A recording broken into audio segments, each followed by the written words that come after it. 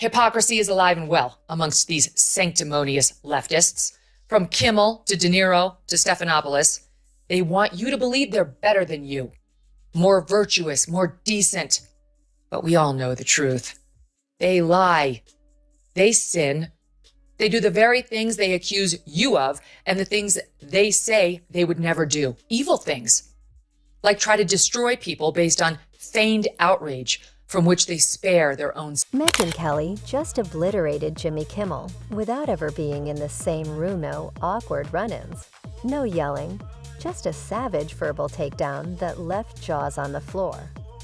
Her words were so sharp, so direct, they hit harder than any face-to-face confrontation. What exactly did she say that torched Kimmel's reputation? Stick around, because this epic war of words might just break the internet and you seriously don't want to miss it. Day when I was on the prime time of Fox and you were on the prime time of CNN, a couple of hours after our shows ended, late night comics would come on and they occasionally would make us laugh, Piers. I mean, occasionally they understood that they were in the game of making everyone laugh. As you know, they've abandoned that game now and they're just political operatives out there. Colbert, Kimmel, Seth Meyers, who I struggle to even mention that guy's name. He's such an absolute prick. Megyn Kelly just pulled off a legendary Moveno cameras. No shouting, no awkward showdowns. Instead, she took to the digital stage and absolutely obliterated Jimmy Kimmel with razor-sharp sarcasm and surgical precision.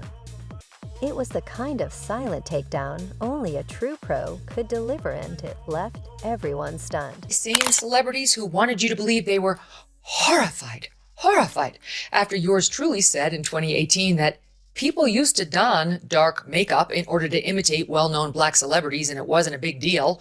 Absolutely ate up the performance by Hollywood darling Mr. Kimmel, whose blackface costumes included his oft-repeated bit as basketball star Karl Malone.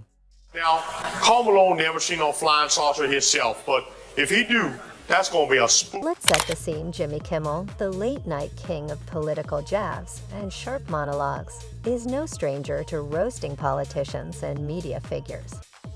But this time, he didn't get a chance to crack a joke or fire back with a single punchline. Why? Because Megyn Kelly did all the damage herself. No shouting, no showdown, just a brutal takedown delivered with icy precision. The result, Kimmel was left in complete silence, at the kind that stings like a swarm of angry bees. How much it costs to produce Jimmy Kimmel's show? I guarantee you it's tens and tens of millions. It could be as much as 100 million. I have no idea. You know how much Tucker's video cost? Nothing. You know how much Jimmy Kimmel, how many people he gets tuning in on an average night? Just last week, his average was, in the overall, meaning all viewers, 1.5 million. In the key demo, 236,000. Tucker would have been embarrassed to pull that on any night he was on the Fox News channel. That's what they're getting now. Tucker's numbers were 3 times what Jimmy Kimmel gets. And Tucker's little basement video that he did from clearly like his cabin that he broadcasts out of Maine in literally has 21 million views. Okay, 21 million views.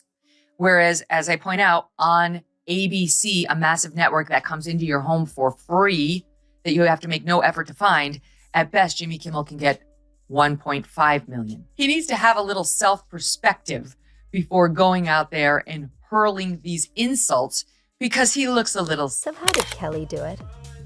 By hitting Kimmel where it hurts with cold, hard facts laced with razor-sharp wit and a dose of public accountability. While Kimmel relies on late-night laughs, Kelly delivered a distant, fact-driven roast that cut deep, dismantling the credibility of his usual shtick with surgical precision. Jimmy Kimmel was very upset that Donald Trump took a shot at Taylor Swift. Trump was making fun of the fact that she got booed openly at the Super Bowl and he got cheered to the high heavens. And Jimmy Kimmel didn't much like that and had the following to say. Trump was at the game. He got a big thrill because some of the crowd booed Taylor Swift when they put her up on the Jumbotron, which of course made Harry Conman Sr. very happy. He posted 3 times about this. After the game, he wrote, "The only one that had a tougher night than the Chiefs was Taylor Swift. She got booed out of the stadium. MAGA is very unforgiving." Well, she didn't get booed out of the stadium. Unlike you, she stayed for the whole game. And it was the Eagles fans who were booing her. But you're right. It's all about you. It's always all. Trump's just jealous of Taylor Swift because she has more followers and more money and no kids than he does. Okay. But by the way, I was there all the way through, and she was gone. She was missing in action for most of the second half. So I don't know what he's talking about. Trump left at his previously designated time, which was, I think, 8:02. That had been scheduled, and that is when he left. And it's a little harder, Jimmy, when you're the president of the United States, because if you leave when everybody else is leaving, you completely F them over because no one can move anywhere. It's total gridlock in the city. So why did Megyn Kelly even bother? Well, Jimmy Kimmel's brand of humor, though, adored by many, has a habit of walking the tightrope between funny and flat-out irresponsible. His late-night jabs often blur the line between satire and smear, and Kelly, ever the media watchdog, saw an opening. An opening to call out the hypocrisy, the exaggerations, and the lazy punchlines that sometimes masquerade as sharp political commentary. Now buckle up, because we're diving into the delicious details of how Megyn Kelly absolutely wrecked Jimmy Kimmel, not with shouting, not with drama, but with sheer wit, stone-cold facts, and a zero-contact takedown that left everyone gagging at the elegance of the burn. This wasn't your typical "I'm calling you out on live TV" moment. Megyn went full stealth mode. Fake ninja with a keyboard. She dismantled Kimmel's entire comedic persona, one post, one statement, one sharply worded commentary at a time. No yelling, no messy public feud, just a slow, strategic roast served cold. Like a chess master, Kelly played the long game. Each online hit broke down Kimmel's stylish late-night antics, his attempts at edgy humor that too often missed the mark and veered into tone-deaf territory. Her approach cold, calculated, and above all fact-based. She didn't need the theatrics of a face-off. She came armed with something far more dangerous than a microphone evidence. And when she was done, it wasn't just Kimmel left speechless, it was the entire internet, marveling at how brutal a takedown can be when done with intellect instead of insults. Know what they saw. They saw what we saw. They saw the frail elderly man who needed help getting off the stage. They're just too chicken shit to tell us about it because they accurately deduced that he could still be the Democratic nominee and they don't want to ding him up. Maybe you give Barbara a pass. Who gives a damn what this singer saw or says? But you know what? Jimmy Kimmel happens to be employed by ABC, which happens to have a rather large news organization. And he has been one of President Trump's most vocal critics. Where are you, Jimmy? On vacation? Not good enough. You can still use your thumbs to send out a tweet. You could set the record straight right now, but you won't. Megyn Kelly didn't just take aim, she conducted a full-scale dissection of Jimmy Kimmel's comedy history. She methodically broke down his past jokes and commentary, highlighting how some weren't just snarky or edgy, they were misinformation dressed up as satire, exaggerations civil as truth, or jokes that crossed the line and ended up punching down instead of poking fun. Picture Kelly behind a screen, meticulously combing through old clips, transcripts, and social media threads. She pulled apart the weakest threads of Kimmel's material with the precision of a surgeon removing a tumor. This wasn't just a roast, it was an autopsy of a late-night act gone off the rails. What made it all so devastating was her restraint. Kelly never resorted to cheap shots or direct insults. She didn't need a shouting match or a viral gotcha moment. Her cold, fact-based critiques were like domino siege, one falling until the once unshakable image of Kimmel's late-night persona began to crumble. And the audience noticed, while Kimmel's weapon of choice is the rapid-fire monologue, Kelly's slower, more deliberate strategy created a viral ripple effect. Her takedown was shared, analyzed, and applauded online like she just served a cold, hard dish of truth on a perfectly polished silver platter. Monday morning show with Stephanopoulos into the evening Academy Awards broadcast with Kimmel and ABC elevating, the blackface lovin' Kimmel. They, at the same time, fired Chris Harrison, host of The Bachelor, for trying to defend one contestant on like The Bachelorette for saying, gee, I know I went to this antebellum party, a couple years ago. I guess I didn't see anything wrong with it. And all he said was, are we judging her by today's standards or are we judging her by, old standards, whatever. He was basically trying to say, are we being too hard on her? Got fired. Chris Harrison has to be fired by ABC. I don't know why, because he's not a committed leftist, because he's not out there more saying all the terrible things about Republicans that Jimmy Kimmel. Why did Megyn Kelly's indirect takedown land so powerfully for starters?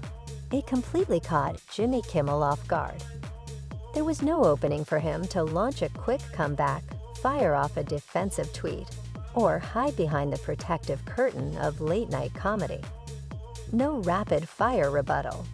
Just silence, and in that silence, Kelly's critique echoed even louder. Her method forced the public to pause and actually think. Without the distraction of a loud, emotional clash, people were left to absorb her words and consider the points she made. It was a rare moment where the usual noise of late-night drama was replaced with introspection. Fans started to question, skeptics felt vindicated, and even casual observers couldn't help but lean in and take notice. This is the power of a calm, fact-based takedown. It doesn't scream for attention, it commands it.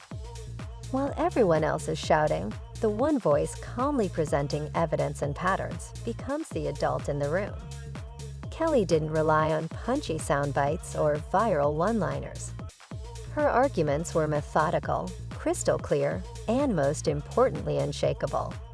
Even die-hard Kimmel fans found themselves stepping back, rewatching his monologues, and asking, wait, is there truth here? That shift in perspective, that's the kind of impact that doesn't just trend, it sticks. Past 2 weeks, they had the Kennedy Center honors the other night where Joe Biden couldn't say Dionne Warwick. He kept calling her Diane, and he didn't know who Barry Gibb was. He kept calling him Billy. You know who else was honored at the Kennedy Center? You know who else? Billy Crystal. Just FYI, do you know who once opened up the Academy Awards in full blackface? Oh, Billy yeah. Crystal. Billy Crystal. And do you know who's going to be hosting the Academy Awards this year? Jimmy Kimmel. Do you know who's worn blackface repeatedly and spoken inner city sort of urban accent saying she needs to darn those socks?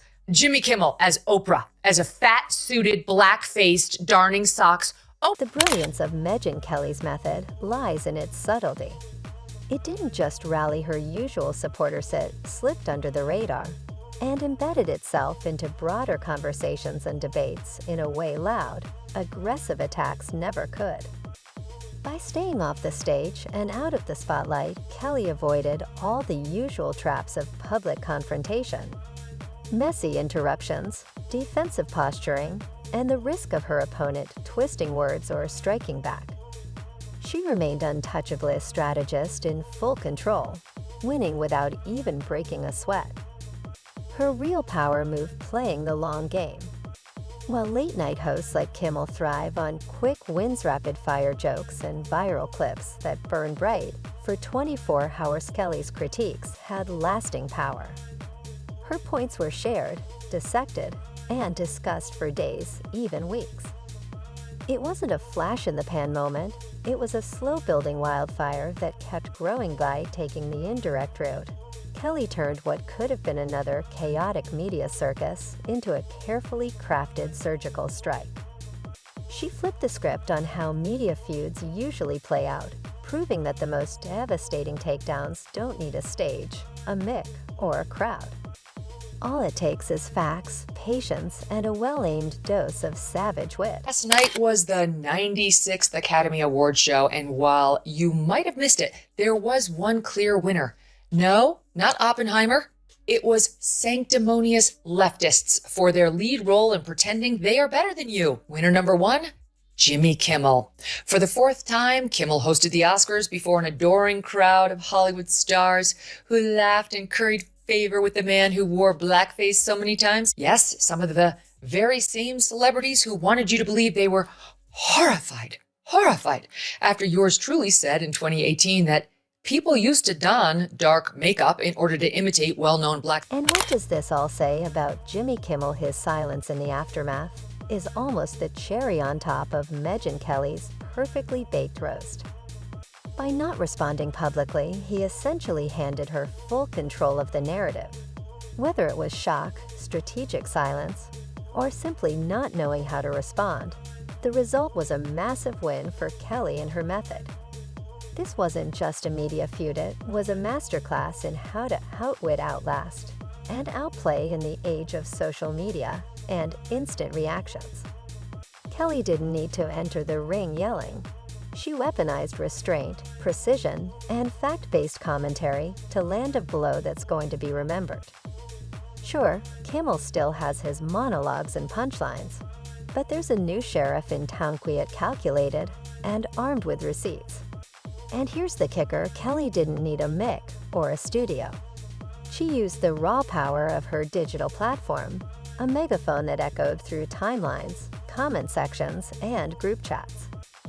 In a world where everyone's screaming to be heard, Megyn Kelly mastered the silent smackdown. She turned the internet's obsession with drama and spicy takes into her greatest weapon, delivering a cold, calculated, fact-loaded knockout that left Kimmel's fans blinking, scrolling back, and wondering if they'd just watched a legacy crack in real time. Tell you, he's not the worst. The Daily Show has the worst ratings. They only have 366,000 people watching that show. During the Jon Stewart years, it was over 2 million. Now it's down to 300,000. Seth Meyers, absolutely dreadful. He doesn't even have 1 million, 778,000. I mean, in network television, this is, you don't have to pay for it. It's there when you turn on your TV, you plug it in. That's a dreadful number. Greg Gutfeld on cable, which you do have to pay for, it has more than double the numbers of Seth Meyers. Jimmy Kimmel, 1.5 million, averaging, also equally horrible. Picture it, no flashy lights, no dramatic music, just the quiet, devastating force of well-chosen words and razor-sharp observations, landing one after another like a perfectly executed game of chess. And in this game, Megyn Kelly was the grandmaster. She didn't flip the board or storm off in a rage.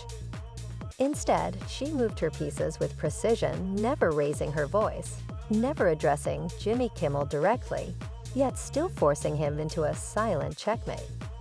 This wasn't a sword fight or a shout fest. It was strategic brilliance in its purest form. What made it all the more impressive was Kelly's restraint. No name-calling, no desperate jabs. Just composed, confident analysis that steadily dismantled the glossy facade of Kimmel's late-night persona. Each move she made, each post, each observation chipped away at his credibility and exposed the cracks in the foundation of his humor. And Kimmel, he said nothing. The silence from his camp rang louder than any snarky retort. That silence was the response. It echoed with an unspoken admission, "You got me." It was the kind of silence that only follows a flawless takedown, calculated, unflinching, and undeniable. In a world that thrives on noise, Megyn Kelly showed that the most powerful messages are often delivered in whispers, typed out with precision and spread across the internet like wildfire. The absence of a reaction wasn't weakness. It was proof that her words hit harder than any punchline Kimmel could muster. So what exactly made this silent assault so effective? It was her method. Kelly went to work dissecting Kimmel's past monologues, social media antics, and recurring patterns. With surgical precision, she exposed the jokes that weren't just edgy, they were flat, misinformed, or worse, punching down. She pulled receipts. She connected the dots. She didn't just jab, she performed a full-on intellectual autopsy on his comedy brand. And the public noticed. Kelly's takedown resonated because it didn't feel like a rage-fueled rant. It felt like truth delivered with clarity and style. She wasn't yelling over anyone. She simply pointed out the facts, let them breathe, and let the audience draw their own conclusions. That's why it worked. It wasn't just a takedown, it was a mirror. And suddenly, people were looking at Kimmel through a very different lens. Yes, audiences love a good roast, but when it's served with evidence and elegance, it becomes a feast. Meanwhile, Kimmel stayed quiet. No tweets, no punchy monologue rebuttals, no damage control to reclaim the narrative. Just silence, and that silence spoke volumes. Was it strategic? Was it stunned hesitation? Or was it the realization that he'd been completely outplayed without a single live audience in the room? Kelly's move didn't just challenge Kimmel.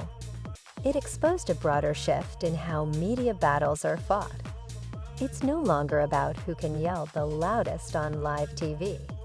The new power move is slow burn, dominance owning the narrative with cool-headed critique that spreads organically online. It's about using intellect and timing, not volume. In the aftermath, the media world buzzed. Not just about Kelly versus Kimmel, but about the how. She changed the game.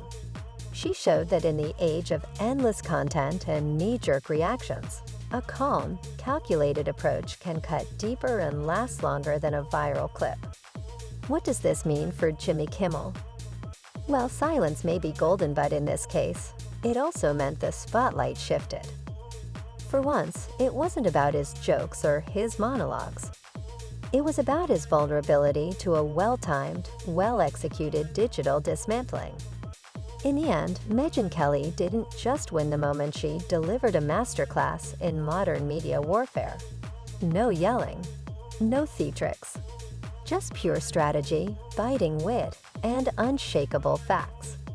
Kimmel may still hold the late-night throne, but Kelly, she just crowned herself queen of the silent roast.